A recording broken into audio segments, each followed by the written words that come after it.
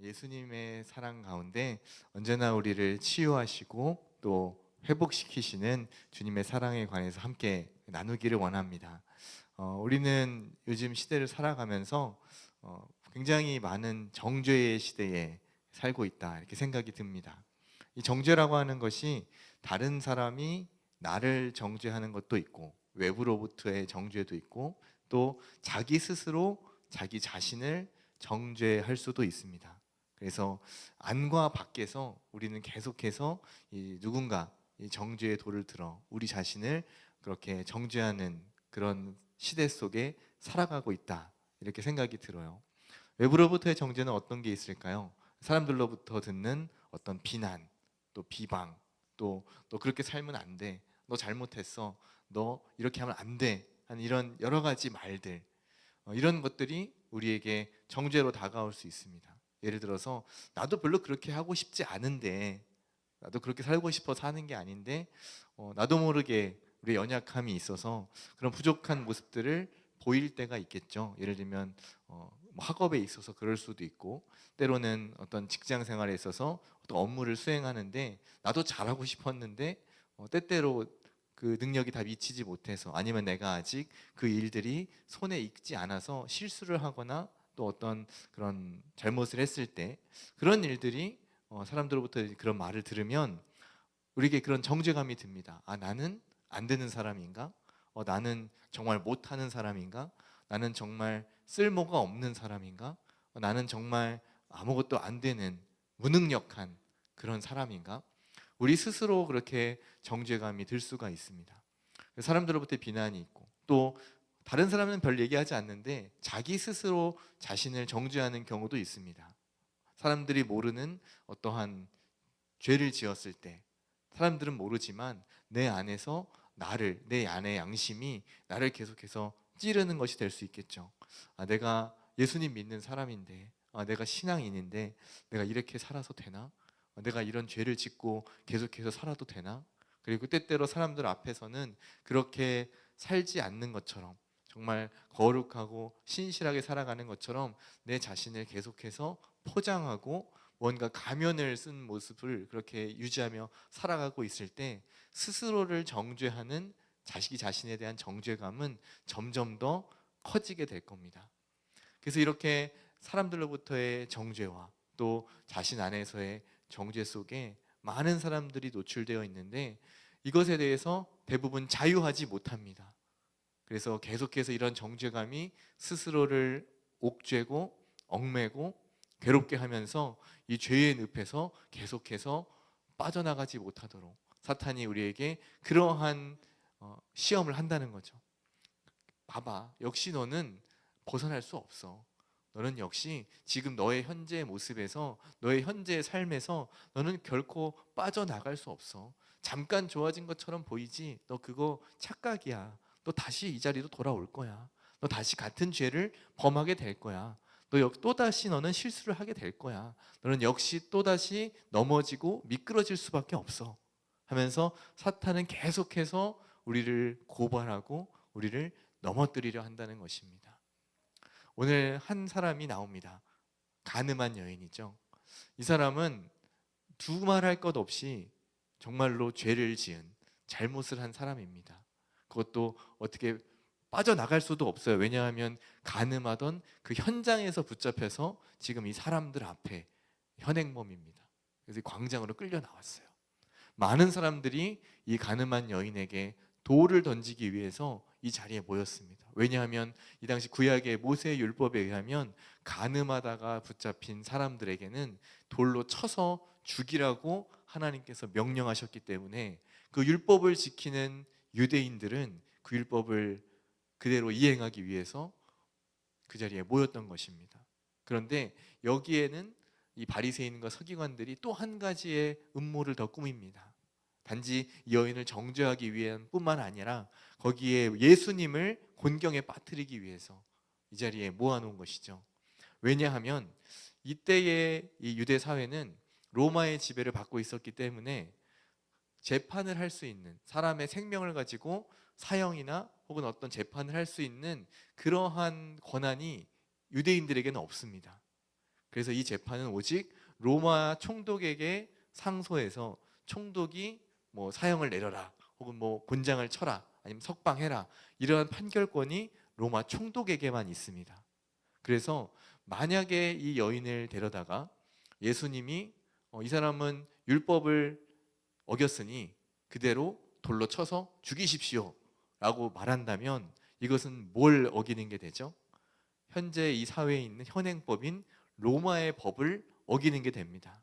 그럼 그걸 빌미 삼아 이제 이 사람은 총독의 허락도 없이 사람을 죽이도록 명령했다 라고 하면서 예수님을 고발할 것이었고, 만약에 죽이지 마라 그러면 어떻게 될까요? 이 사람은 구약 성경을 무시하는 사람이다, 모세의 율법을 무시하고 하나님의 말씀을 업신여기는 사람이다, 이 사람은 역시 이단이 맞다 하면서 영적인 부분을 가지고 예수님을 넘어뜨리려는, 그래서 어떤 대답을 해도 예수님은 어떻게 되죠? 공경에 빠질 수밖에 없는 그러한 상황을 만들어서 함정을 파놓은 것입니다. 그럴 때 예수님께서는 어떻게 반응하셨을까요? 이렇게도 할 수 없고 저렇게도 할 수 없는데, 그때 예수님이 무엇인가를 땅바닥에 이렇게 쓰십니다. 이 땅바닥에 쓴 글씨가, 이 글이 무슨 이야기였는지 그거에 대해서는 성경에 나와 있지 않습니다. 그래서 정확하게 예수님이 어떤 내용을 쓰셨는가에 대해서는 알 수는 없습니다. 그런데 이 내용을 듣고 사람들이 계속해서 질문합니다. 그랬더니 예수님께서 다시 한번 무엇인가를 쓰시고 또 다시 말씀하십니다. 너희 중에 죄 없는 자가 이 여인을 돌로 쳐라. 정확히 무슨 내용인지는 알 수 없지만 우리가 미루어서 추측해서 짐작해 보건대 예수님은 아마 그런 내용을 쓰시지 않으셨을까 싶어요. 그래, 맞아. 예수님이 말씀하신 그 내용은 모세 율법에는 이 여인을 돌로 치는 게 맞습니다. 그런데 그 율법으로 이 여인을 돌로 쳐서 정죄한다고 한다면 그 다음 율법을 적용할 대상은 누가 될까요? 누가 될까요? 돌로 쳐서 이 여인을 죽인 그 자신이 될 것입니다. 어느 한 사람도 율법에 걸리지 않는 사람이 있을까요? 어느 한 사람이라도 마음속에 간음을 하지 않은, 그 실행에 옮기지 않았다 뿐이지 누군가 어떤 사람을 보고 음욕을 품었거나 단 한 번이라도 그렇게 하지 않은 사람이 있을까요? 단 한 번이라도 그런 음란한 생각을 하지 않은 그러한 사람을 여러분 보신 적이 있을까요?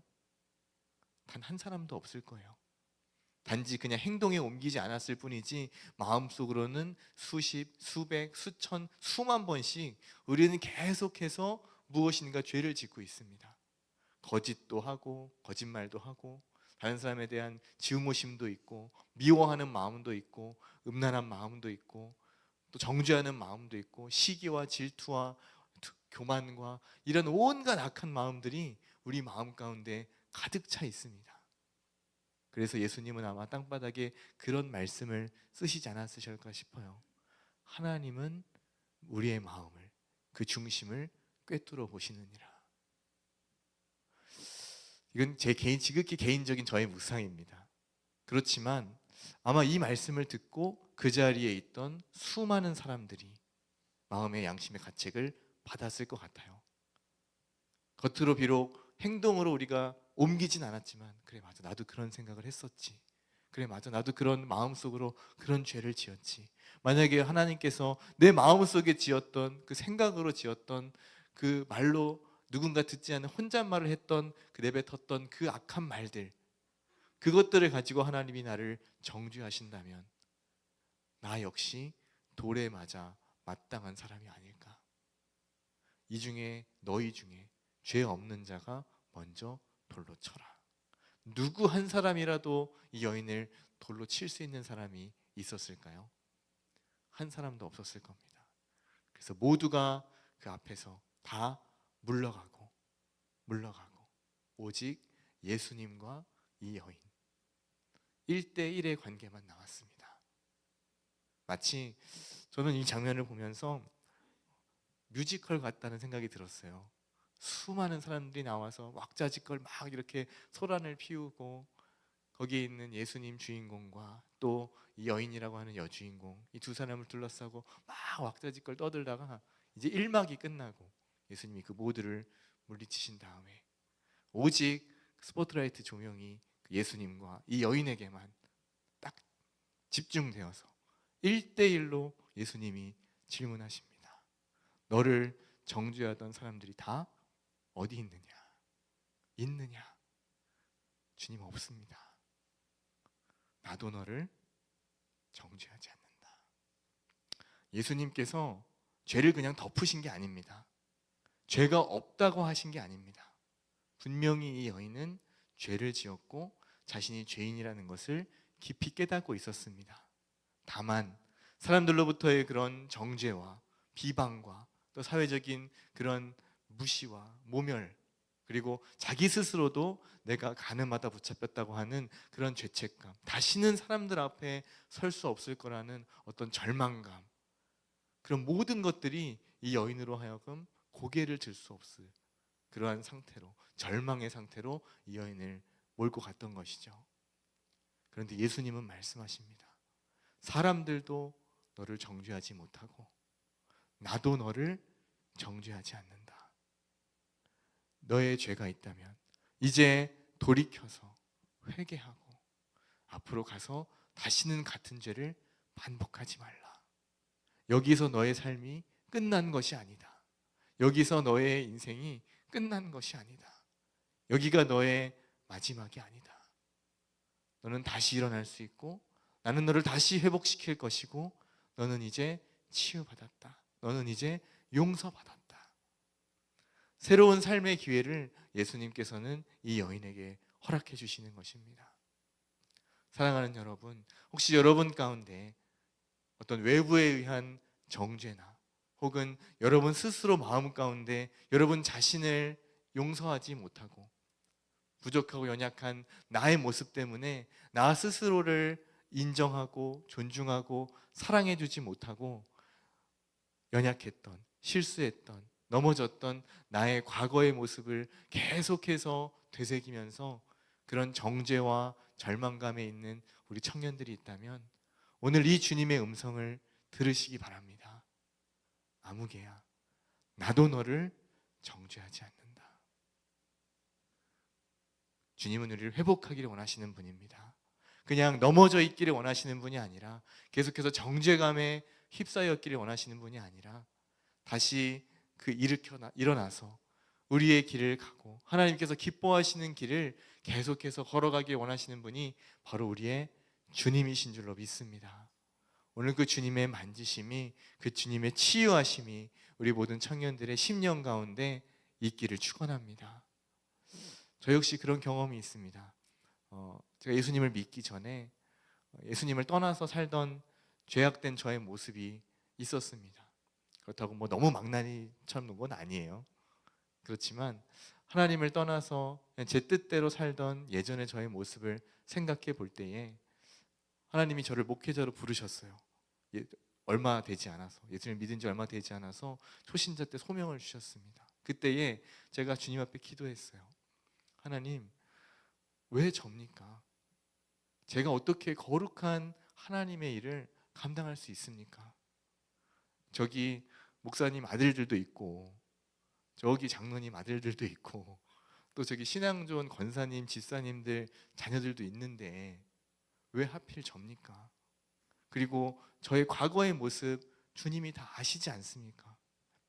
제가 어떻게 살았는지, 얼마나 허랑방탕하게 살았는지 그 주님이 다 아시지 않습니까? 저는 하나님 말씀도 성경도 제대로 읽어본 적도 없고 교회 생활 한 적도 별로 없고 심지어는 주일학교 교사도 제대로 해본 적도 없는데 제가 어떻게 아이들을 지도하고 제가 어떻게 성도님들 앞에서 말씀을 전하고 어떻게 교회를 이끌어 나갈 수 있습니까?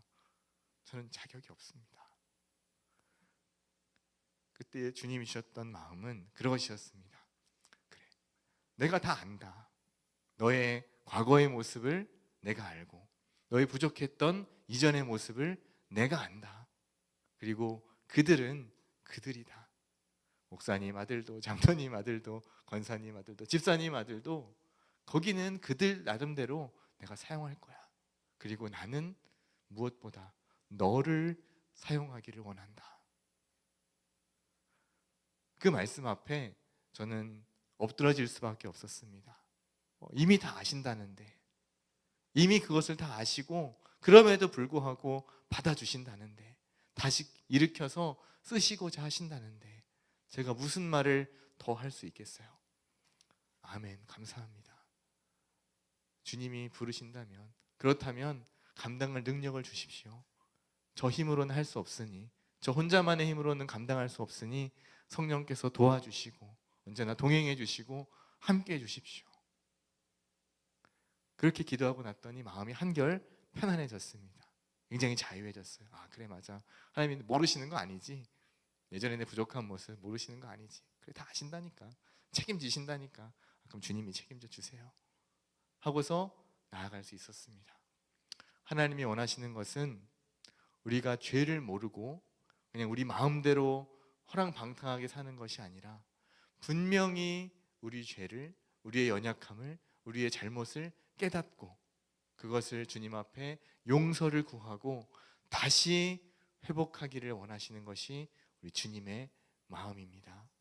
그리고 여러분이 언제라도 주님 앞에 우리의 연약함을 내어놓을 때, 주 앞에 용서를 구하고 돌이킬 때에 하나님은 다시 일어날 힘을 주시고 같은 잘못과 죄를 반복하지 않을 수 있는 의지와 능력을, 또 사탄의 유혹과 시험을 이겨낼 수 있도록 우리를 지켜주시고 보호해 주실 것입니다. 그 주님의 보호하심과 인도하심을 날마다 기억하면서 그 주님 앞에 나아가시는 우리 귀한 청년들이 되시길 바랍니다. 여러분, 스스로를 정죄하지 마세요. 주님도 나를 정죄하지 않으신다고 했습니다. 그렇다고 너무 막 교만하게 다니면 안 되지만 스스로 부족함을 깨닫되 깊은 정죄의 늪에 빠져서 일어나지 못할 영적인 침체로 내려가지 말라는 뜻입니다. 그렇게 너무 다운되지 않으셔도 돼요, 여러분. 예수님이 우리의 손을 잡아주시고 우리를 고치시고 치유해 주실 것입니다. 우리 주님은 사랑이 많은 분이고, 우리 주님은 언제나 우리가 동행하기를 원하시는 분이고, 예수님은 언제나 우리와 함께 하십니다. 그 주님 앞에 나아가시는 우리 귀한 청년들 다 되시기를 우리 주님의 이름으로 축복합니다. 함께 기도하겠습니다. 기도하실 때에 먼저 여러분 자신을 놓고 함께 기도하기 원합니다. 혹시 주님 앞에 내어놓지 못한 나의 죄된 부분, 연약한 부분이 있다면 여러분 마음 가운데, 다른 사람 들리지 않게 여러분 마음속으로 주님 앞에 기도하시기 바랍니다. 주님, 저 이렇게 연약한 부분이 있습니다. 저에게 이런 죄된 부분이 있습니다. 용서해 주시고 다시 회복시켜 주십시오. 오늘 이 가늠한 여인이 주님 앞에 회복을 받았던 것처럼 그 어떤 죄라도, 그 어떤 연약함과 잘못이라도 예수님 앞에 나아가면, 그 십자가의 보혈을 의지하면 주홍과도 붉은 죄가 흰 눈처럼 깨끗하게 되고 희어지고 우리를 거룩한 옷으로 입혀주실 줄로 믿습니다. 여러분, 그 주님의 보혈을 의지하며 여러분 자신과 또 여러분의 생각나시는 다른 지체들을 위해서 함께 기도하며 나가겠습니다. 기도하겠습니다. 사랑과 은혜가 풍성하신 하나님, 언제나 우리를 일으켜 주시고 다시 회복시켜 주시는 그 주님의 사랑과 은혜를 기억합니다. 정말 삶의 끝자락에 절망 가운데 있을지라도 언제나 우리의 손을 잡아주시고 그 어떤 잘못이라도 깨끗이 용서해 주시는 그 주님의 사랑과 은혜를 우리가 경험합니다. 아버지, 우리의 삶에 여러 가지 어려움과 부족함이 있다 할지라도 하나님 그것을 받아주시고 하나님께서 회복시켜 주시고 치유해 주시기를 원합니다.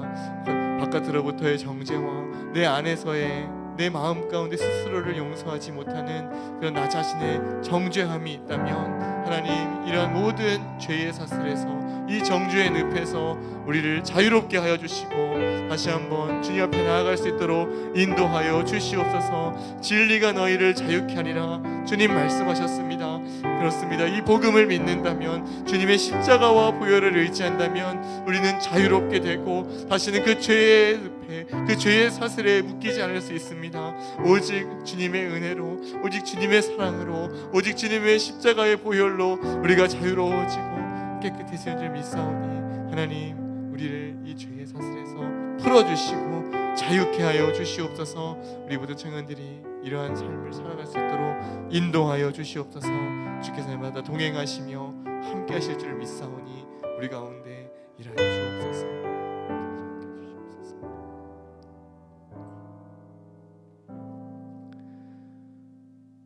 하나님 아버지,